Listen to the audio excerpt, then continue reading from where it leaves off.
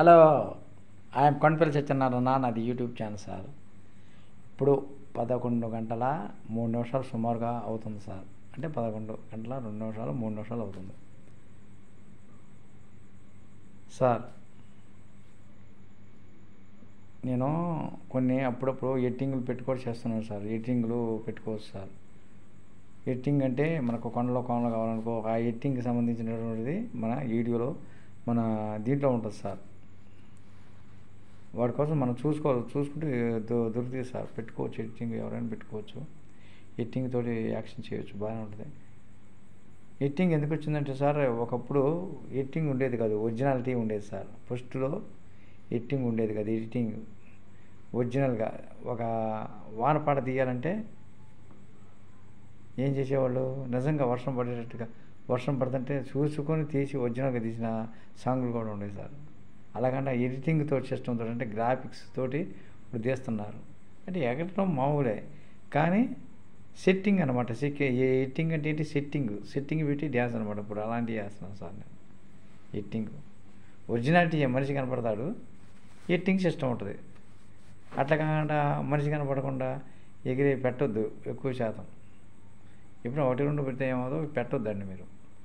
Face చూపించుకుంటూ చేయాలి ఏదైనా ఎక్కువ శాతం. అది అప్పుడు మనకి మనీ వస్తుంది సార్.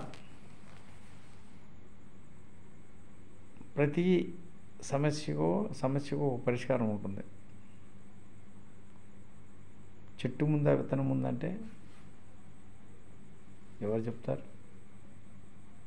నేనంటాను చెట్టు ఏముందంటాను, కాదు నేను విత్తనం ముందంటాను. విత్తనంలో అక్కడ చెట్టు ఎత్తొచ్చింది. చెట్టు అంటే ఇది ప్రకృతి ధర్మం అన్నమాట. ఒకప్పుడు వాటంతరకు అవే ఆవిర్భవించినాయి. ఇది మహానుభావుడు దేవుడు, ఏ దేవుడు అయితేనే అలా చెట్లు ఉండేటట్టుగా చేశాడు భూమి మీద. ఆ చెట్లు పండులో నుంచి విత్తనాలు వస్తాయి. విత్తనాలు ఏమవుతాయి సార్, ఎవడు పుచ్చుకుంటే అవి రాలి భూమి మీద పడి మళ్ళీ చెట్టుగా ఉద్భవిస్తాయి. అది సార్, అదే దేవుడి గొప్పతనం సార్. మహనీయుడు సార్ దేవుడు. ఒక్కొక్క మనిషి ఏం చేస్తున్నాడో సమస్త జీవకోటి రచన చూస్తూనే ఉంటాడు. ఎవరు? దేవుడు. ఆ దేవుడే శక్తి స్వరూపుడు. ఏ దేవుడైనా ఒకటే సార్.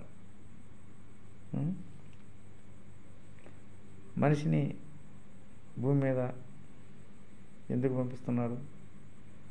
స్త్రీని కానీ పురుషుని కానీ మంచితనంతో, ప్రేమతోటి, అనురాగంతో, కల్మషమైన మనసుతోటి చక్కగా ఒకరికొకరు సాయం చేసుకుంటూ, ఒకరికొకరు ధైర్యం చెప్పుకుంటూ హాయిగా బతకండి. మీ జీవితం ఏంటో మీకే తెలియకుండా హాయిగా బతకండి. అంటే మీ జీవితం అంటే తెలుస్తుంది.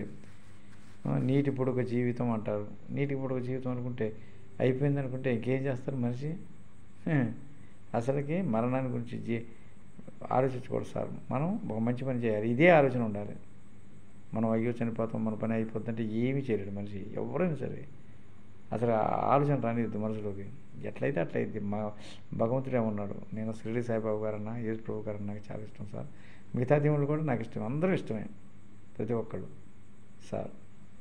అందుకనే ప్రతి ఒక్కళ్ళు మీ ఇష్టం వచ్చిన దైవాన్ని ప్రార్థించుకోవచ్చు. ఎటువంటి నిర్బంధం లేదు సార్. అది మన రాజ్యాంగం వాక్ స్వాతంత్ర హక్కు, స్వేచ్ఛ హక్కు ఇవన్నీ ఇచ్చింది. కానీ ఎదుటి వాళ్ళు ఇబ్బంది కలిగించకుండా మీరు చేసుకోండి. మీరు ఏది చేసుకున్నా. అదే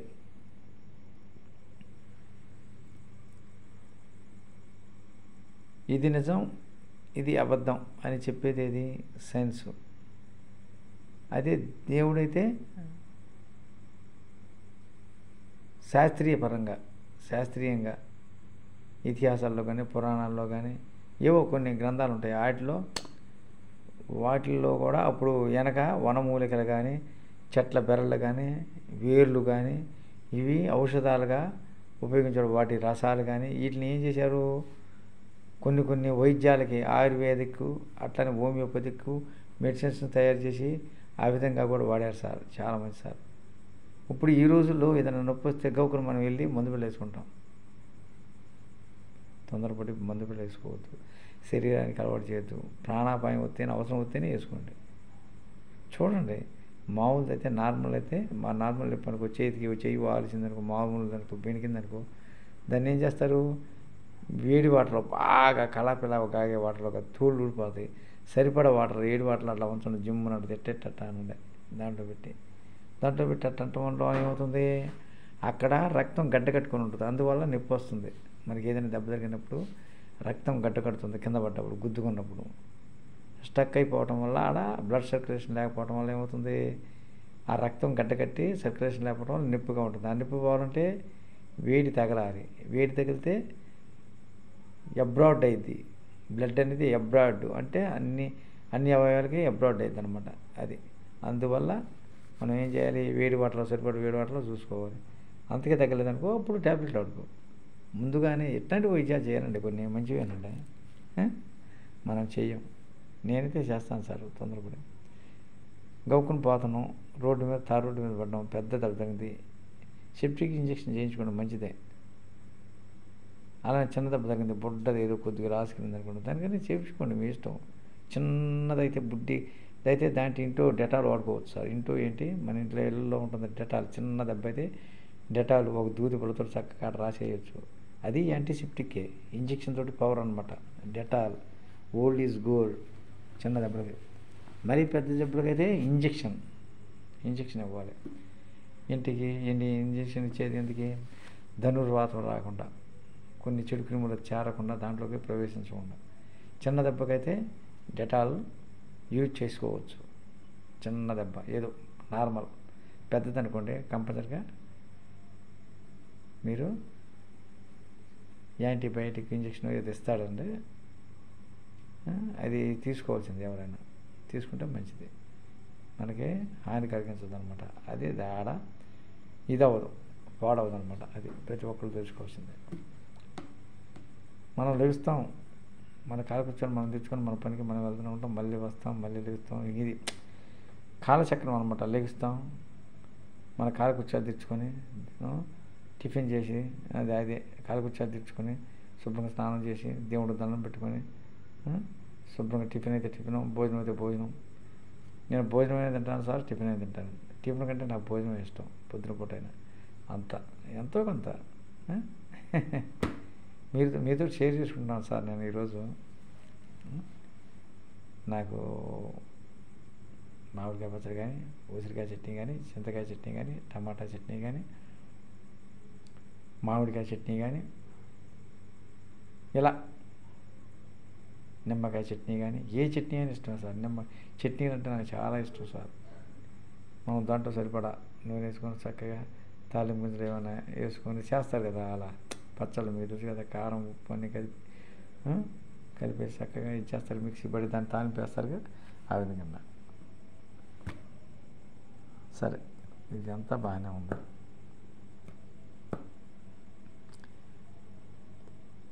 నా చిన్నతనంలో నేను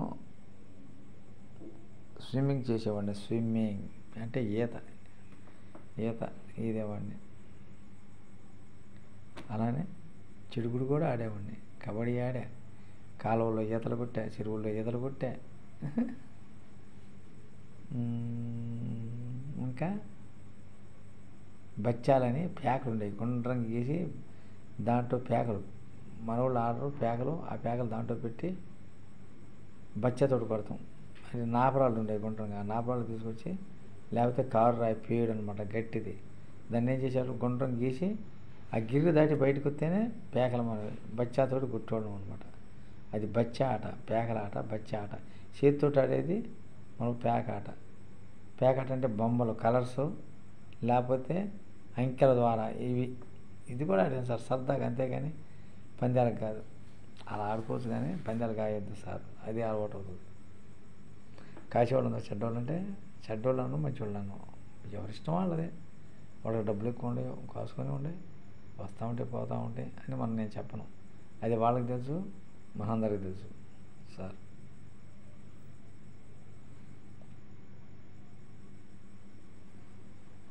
ధూమపానం నేను పుట్టిన దగ్గర నుంచి చూస్తున్నా, ధూమపానం చేయొద్దు. No smoking is injurious to health. ధూమపానం చేయడం వల్ల ఏమవుతుంది, ఆరోగ్యానికి హానికరమని ప్రతిరోజు బద్దలు కొట్టినట్టు సినిమా థియేటర్లు అన్ని చోట్ల చూస్తున్నాం.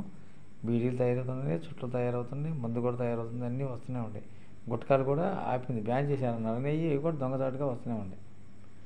ఈ విధంగా ఏది వద్దనో అదే తయారు చేస్తుంది మన గవర్నమెంట్. తయారు చేయకపోతే మన గవర్నమెంట్కి డబ్బులు లేవు. ఎక్కువ డబ్బులు వచ్చేది దేని ద్వారా? మందుల ద్వారా, బీడీల ద్వారా, సిగరెట్ల ద్వారా. అసలు ఈ మందు, బీడీ, సిగరెట్లు లేకుండా చేస్తే అసలు మనిషికి రోగాలే రావుగా అని నా ఉద్దేశం సార్. అంటే నేనేం గొప్పని కాదు, నేను ఉంచమంటున్నా, తీసేయమంటున్నా. 100% తీసేస్తే మంచిది. ఇది ఎంతోమంది ఆరోగ్యం చెడిపోతుంది, యువకులది. ప్రతి ఒక్కడు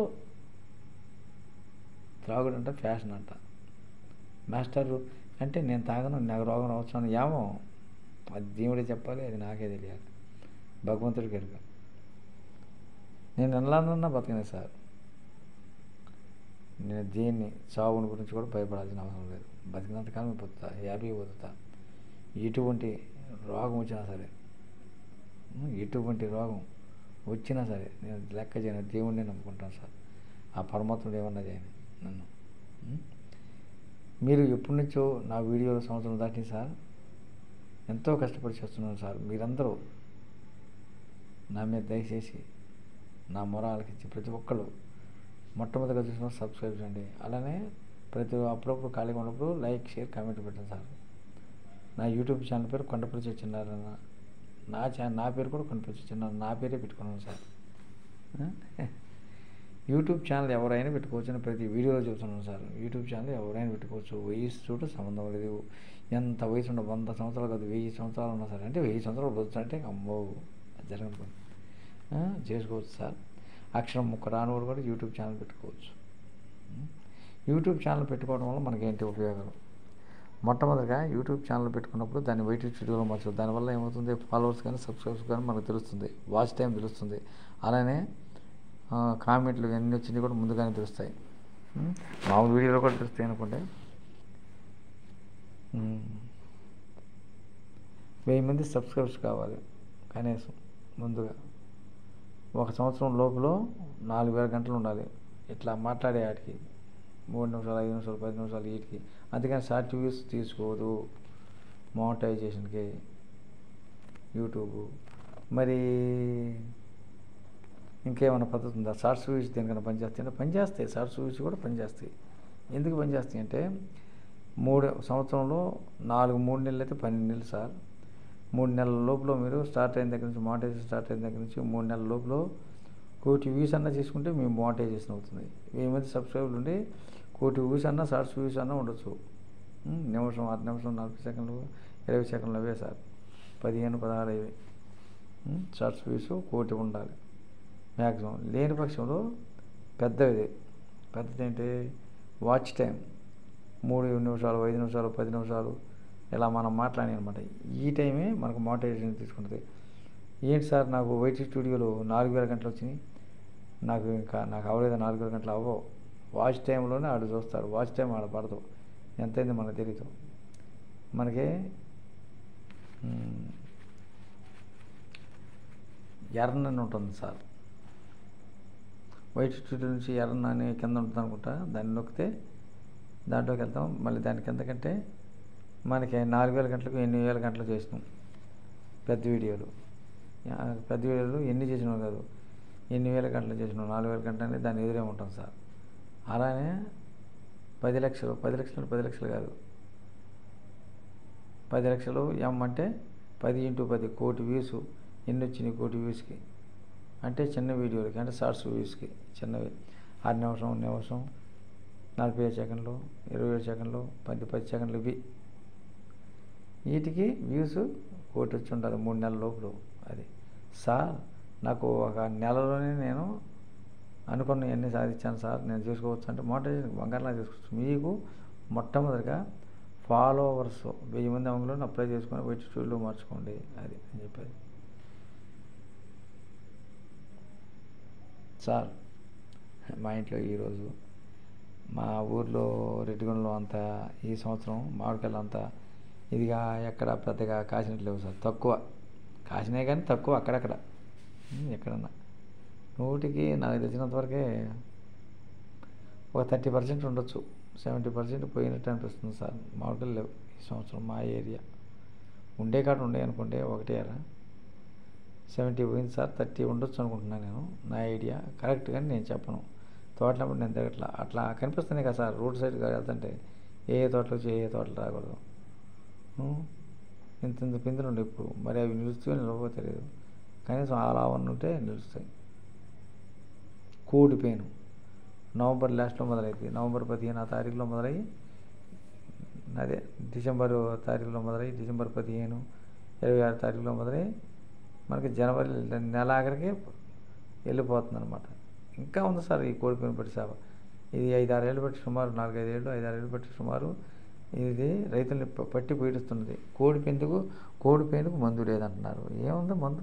ఆ కాసేపు పట్టుకుని 2 రోజులు రావు, మళ్ళీ తయారవుతూనే ఉంటుంది. ఇకంతే కోడి పెయిన్. అది మామూలుగా చాలాసేపు జీవించడు, 10 నిమిషాల తర్వాత చనిపోద్ది. అది ఎన్నుముకలేని జంతువు అన్నమాట. ఏదో అన్నాడు, అది తెలిసినంతవరకే, నేను కరెక్ట్ అని చెప్పను. ప్రతి ఒక్కరూ Kondapalli Satyanarayana YouTube channel subscribe చేయండి, మొట్టమొదటిగా చూసినప్పుడు. అలాగే లైక్, షేర్, కామెంట్ పెట్టండి. ఇదే మిమ్మల్ని కోరుకునేది సార్.